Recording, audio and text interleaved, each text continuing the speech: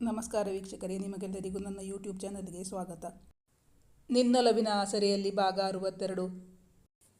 Thanks Vedant, same to you. ನನಗ ಯಾಕೆ? ಏನು ಹೇಳ್ತಿದ್ದೀಯ ಸಾನು? ಎಸ್ ಮಿಸ್ಟರ್ ವೇದಾಂತ್ ಅವರೇ, ನನಗೂ ಮಿಸೆಸ್ ಸನ್ನಿಧಿ ವೇದಾಂತ್ ಆಗಬೇಕು ಅಂತ ಆಸೆ. ಸದ್ಯದಲ್ಲಿ ನಿಮ್ಮನ್ನು ನಮ್ಮಪ್ಪ ಕರೆಸ್ಕೋತಿದ್ದಾರೆ. ಅತ್ಯಾಶ್ಚರ್ಯದಿಂದ ಮೂಕ ವಿಸ್ಮಿತನಾಗಿದ್ದ ವೇದಾಂತ್, ಸನ್ನಿಧಿ ಏನಾದರೂ ಅವನ ಕೈಗೆ ಸಿಕ್ಕಿದ್ದರೆ ಅವಳನ್ನು ತನ್ನ ತೋಳುಗಳಲ್ಲಿ ಬಿಗಿದಪ್ಪಿಕೊಂಡು ಮುತ್ತಿನ ಮಳೆಗರೆಯುತ್ತಿದ್ದ. ಹಿಂದಿನ ಸಂಚಿಕೆಯಿಂದ. ಅಷ್ಟರಲ್ಲಿ ಹೊರಗೆ ಗೇಟ್ ತೆಗೆದ ಸದ್ದಾಯಿತು. ಅವಳಿಗೆ ಹಾಲ್ನಿಂದ ಕಿಟಕಿಯ ಮೂಲಕ ಹೊರಗೆ ನೋಡಲು ಭಯವಾಗುತ್ತಿದೆ. ಮೈಯೆಲ್ಲ ನಡುಗುತ್ತಿದೆ. ಇನ್ನು ತನಗೇನು ಕಾದಿದೆಯೋ ಎಂಬ ಆತಂಕದಿಂದಲೇ ಮನಸ್ಸು ಗಟ್ಟಿ ಮಾಡಿಕೊಂಡು ಹೊರ ನೋಡಿದಳು ಸನ್ನಿಧಿ. ಮುಂದುವರಿದ ಭಾಗ. ಆದರೆ ಗೇಟ್ ತೆಗೆದಿದ್ದು ಅವರ ಮನೆಯದಲ್ಲ, ಪಕ್ಕದ ಮನೆಯವರದು. ಆ ಕುಟುಂಬದವರು ಎಲ್ಲೋ ಹೋದವರು ಇಂದು ರಾತ್ರಿ ಲೇಟಾಗಿ ಮನೆಗೆ ಬಂದಿದ್ದರು. ಈಗ ಸನ್ನಿಧಿ ನೆಮ್ಮದಿಯ ನಿಟ್ಟುಸಿರು ಬಿಟ್ಟಳು. ಮತ್ತೆ ವೇದಾಂತ್ಗೆ ಕರೆ ಮಾಡಿದಳು. ಆಗ ಅತ್ತಲಿಂದ ಸ್ವರವೊಂದು ತೂರಿ ಬಂದಿತ್ತು. ನೀವು ಕರೆ ಮಾಡಿದ ಚಂದಾದಾರರು ವ್ಯಾಪ್ತಿ ಪ್ರದೇಶದಿಂದ ಹೊರಗಿದ್ದಾರೆ. ರೆಕಾರ್ಡೆಡ್ ಮೆಸೇಜ್ ಬಂದಂತೆ ಯಾರೋ ಹೇಳುತ್ತಿದ್ದಾರೆ ಎಂದು ಅನಿಸಿತು ಸನ್ನಿಧಿಗೆ. ಅದು ವೇದಾಂತ್ನ ಧ್ವನಿಯಲ್ಲ. ಅವಳಿಗೆ ಗಾಬರಿಯಾಯಿತು. ತಾನು ಬೇರೆ ಯಾರದಾದರೂ ನಂಬರ್ಗೆ ಕರೆ ಮಾಡಿದ್ದೇನಾ? ವೇದಾಂತ್ನ ಹೆಸರನ್ನು ವಿ ಎಂದು ಸೇವ್ ಮಾಡಿಕೊಂಡಿದ್ದಳು. ತಂದೆ ಅದನ್ನೇನಾದರೂ ಚೇಂಜ್ ಮಾಡಿದ್ದಾರಾ? ತಾನು ಈ ಅಪರಾತ್ರಿಯಲ್ಲಿ ಬೇರೆ ಯಾರಿಗಾದರೂ ಕಾಲ್ ಮಾಡಿದ್ದೇನಾ? ಮತ್ತೆ ಚೆಕ್ ಮಾಡಿ ನೋಡಿದಳು ಸನ್ನಿಧಿ. ವೇದಾಂತ್ ನಂಬರ್ ಅವಳಿಗೆ ಚಿರಪರಿಚಿತ. ಆದ್ದರಿಂದ ಅವನ ನಂಬರ್ ನಾಲಿಗೆಯ ತುದಿಯಲ್ಲೇ ಇತ್ತು. ಇಲ್ಲ, ಅದು ಅವನದೇ ನಂಬರ್. ಮತ್ತೆ ಕಾಲ್ ಮಾಡಿ ನೋಡಿದರೆ ರಿಂಗ್ ಆಗುತ್ತಿತ್ತು. ಯಾರೂ ಕರೆಯನ್ನು ಸ್ವೀಕರಿಸಲಿಲ್ಲ. ನೀವು ಕರೆ ಮಾಡಿದ ಚಂದಾದಾರರು ಯಾವುದೇ ಕರೆಗಳನ್ನು ಸ್ವೀಕರಿಸುತ್ತಿಲ್ಲ. ಸ್ವಲ್ಪ ಸಮಯದ ನಂತರ ಮತ್ತೆ ಪ್ರಯತ್ನಿಸಿ ಎಂಬ ಸಂದೇಶ ಬರುತ್ತಿತ್ತು. ಸನ್ನಿಧಿ ಮತ್ತೆ ಮತ್ತೆ ಪ್ರಯತ್ನಿಸುತ್ತಲೇ ಇದ್ದಳು. ಆ ಕಡೆಯಿಂದ ಕರೆ ಸ್ವೀಕರಿಸಿದ್ದರು. ಆದರೆ ಹಲೋ ಎಂದು ಹೇಳಿರಲಿಲ್ಲ. ಇದು ಮಾತ್ರ ವೇದಾಂತ್ನದ್ದೇ ಕೆಲಸ ಎಂದು ಅವಳಿಗೆ ಸ್ಪಷ್ಟವಾಗಿ ಗೊತ್ತಾಯಿತು. ತಾನು ಅವನನ್ನು ಆಟವಾಡಿಸಬೇಕೆಂದುಕೊಂಡರೆ ಅವನೇ ತನ್ನನ್ನು ಆಟವಾಡಿಸುತ್ತಿದ್ದಾನಲ್ಲ. ಅಬ್ಬಾ, ಅವನು ಈಗ ಎಲ್ಲಿದ್ದಾನೋ ಕೇಳಬೇಕು. ಹಾಯ್ ವೇದಾಂತ್, ನಂಗೊತ್ತು ನೀನೇ ರಿಸೀವ್ ಮಾಡಿದ್ದು ಅಂತ. ಎಲ್ಲಿದ್ದೀಯಾ? ನಮ್ಮನೆಗೆ ಬಂದಿಲ್ಲ ತಾನೇ? ಕಾಲ್ ಕಟ್ ಮಾಡಿ ಆಟ ಆಡಿಸ್ತೀನಿ ಅಂದರೆ ಅದು ನಾನೇ ಅಂತ ನಿಂಗೆ ಚೆನ್ನಾಗಿ ಗೊತ್ತಾಗಿದೆ ಅಲ್ವಾ? ಆದರೂ ನೀನು ನನಗೆ ಶಾಕ್ ಕೊಟ್ಬಿಟ್ಟೆ. ಅಬ್ಬಾ, ಪಪ್ಪಂಗೆ ಕಾಲ್ ಮಾಡ್ತೀನಿ ಅಂತ ಹೇಳಿದ್ಯಲ್ಲ, ಅದು ನನ್ನ ಹೆದರಿಸೋಕೆ ಅಲ್ವಾ? ಒಂದು ಕ್ಷಣ ನನಗೆಷ್ಟು ಭಯ ಆಗಿತ್ತು ಗೊತ್ತಾ? ನನ್ನೆದೆ ಹೊಡ್ಕೊಳ್ಳೋದೆ ನಿಲ್ಲಿಸಿಬಿಡುತ್ತೇನೋ ಅನ್ನಿಸ್ತು. ಅವಳು ಒಂದೇ ಸಮನೆ ಬಡಬಡನೆ ಮಾತಾಡುತ್ತಿದ್ದಳು. ಆ ಮಾತಿನಲ್ಲಿ ತನಗೆ ಫೋನ್ ಸಿಕ್ಕಿದ ಖುಷಿ, ಅವನೊಂದಿಗೆ ಮತ್ತೆ ಸಂಪರ್ಕ ಸಿಕ್ಕಿದ್ದಕ್ಕಾಗಿ ಖುಷಿಯಿಂದ ಅವಳು ಆಕಾಶದಲ್ಲಿ ಹಾರಾಡುತ್ತಿದ್ದಾಳೆ ಎನಿಸಿತು ವೇದಾಂತ್ಗೆ.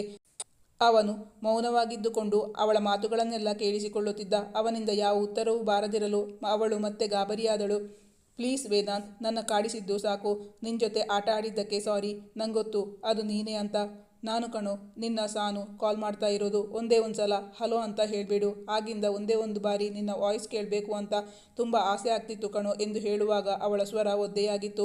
ಇನ್ನು ಅವಳನ್ನು ಕಾಡಿಸುವ ಮನಸ್ಸಾಗದೆ ವೇದಾಂತ್, ಹಾಯ್ ಸಾನು, ಒಳ್ಳೆ ನಿದ್ದೆಲಿದ್ದವನನ್ನು ಎಬ್ಬಿಸಿ ಆಟ ಆಡ್ತಾ ಇದೆಯಲ್ಲ, ಅದಕ್ಕೆ ನನಗೂ ನಿನ್ನ ಜೊತೆ ಆಟ ಆಡಬೇಕು ಅನ್ನಿಸ್ತು.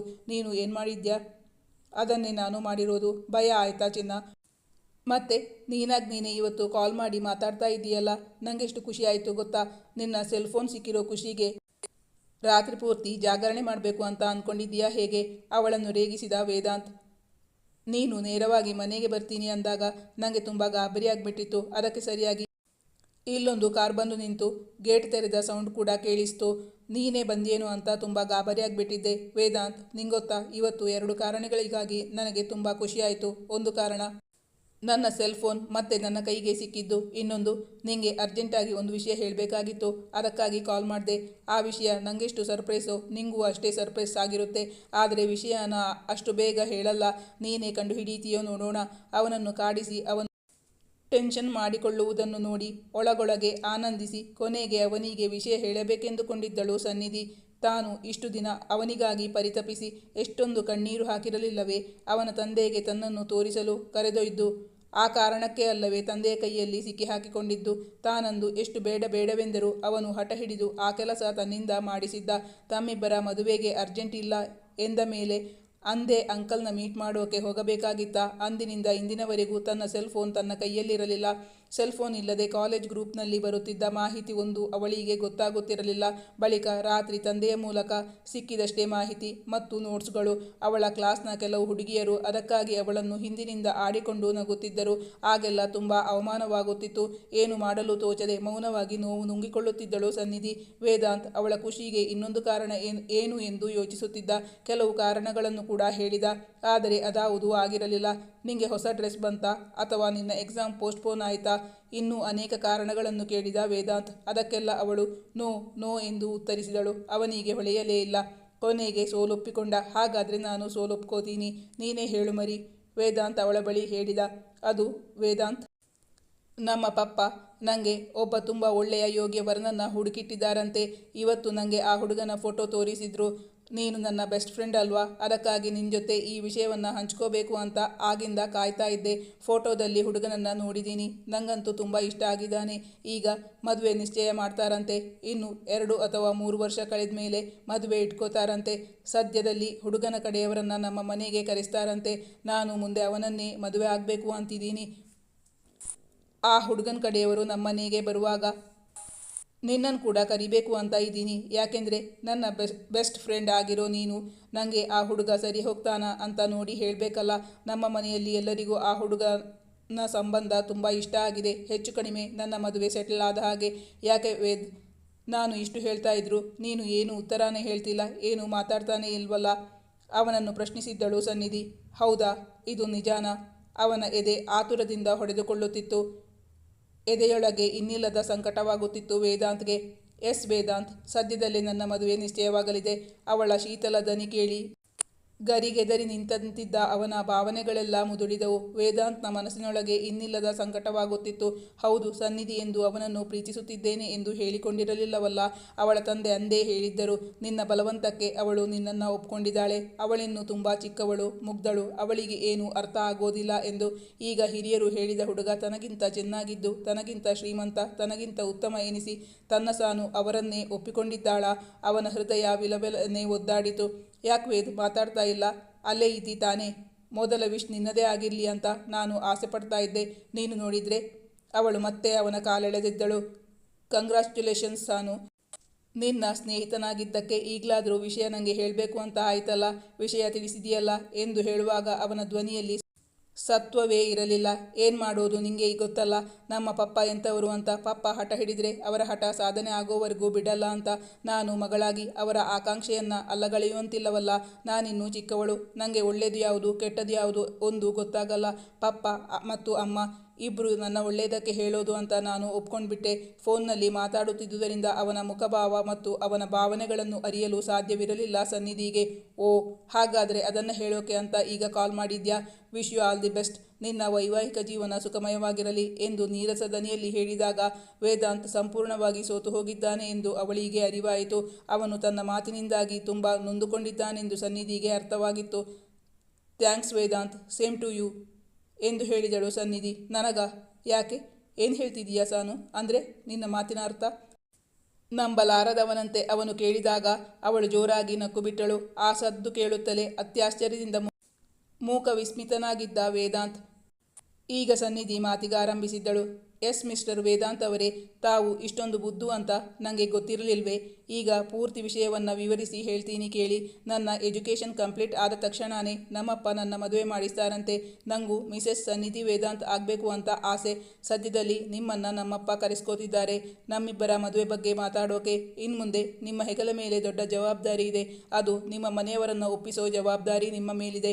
ಅದನ್ನೆಲ್ಲ ತಾವು ನಿಭಾಯಿಸಬಲ್ಲಿರಿ ಅನ್ನೋ ನಂಬಿಕೆ ನಂದು, ಸನ್ನಿಧಿ ಬೇಕೆಂದೇ ನಾಟಕೀಯವಾಗಿ ಹೇಳಿದಳು. ಅವಳ ಮಾತುಗಳನ್ನು ಕೇಳಿ ಅವನು ಅರೆಕ್ಷಣ ದಿಗ್ಭ್ರಾಂತನಾದ.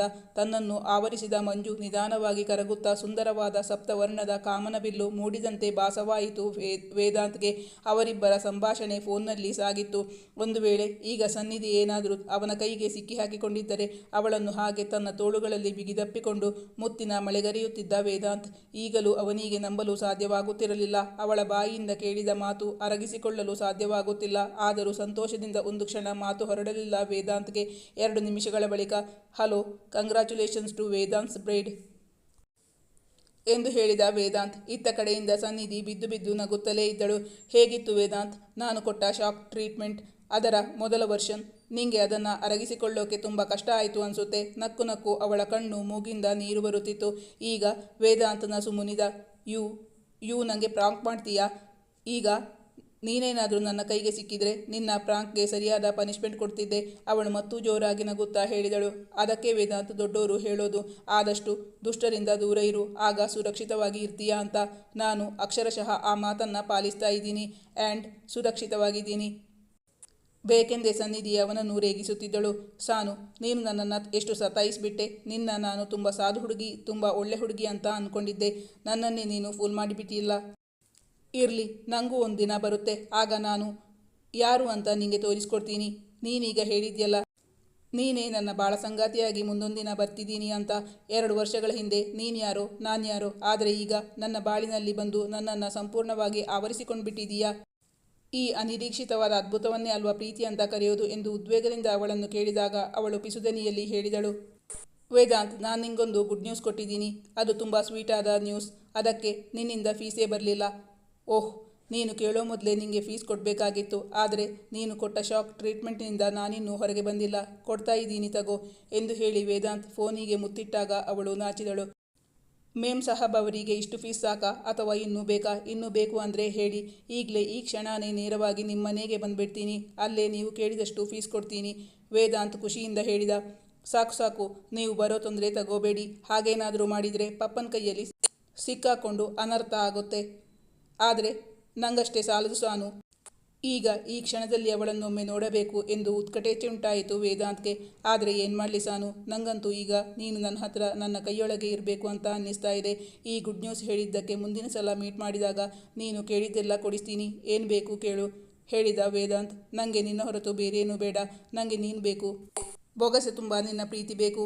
ತುಂಬ ಲೇಟಾಯಿತು ವೇದಾಂತ್. ನಾಳೆ ಕಾಲೇಜ್ ಇದೆ. ಇಲ್ಲ ಅಂದರೆ ನಾಳೆ ಕ್ಲಾಸಲ್ಲಿ ನಿದ್ದೆ ಮಾಡಬೇಕಾಗುತ್ತೆ. ಹಾಗೆ ನಿದ್ದೆ ಮಾಡ್ತಿದ್ದವನನ್ನು ಎಬ್ಬಿಸಿ ತೊಂದರೆ ಕೊಟ್ಟಿದ್ದಕ್ಕೆ ಸಾರಿ.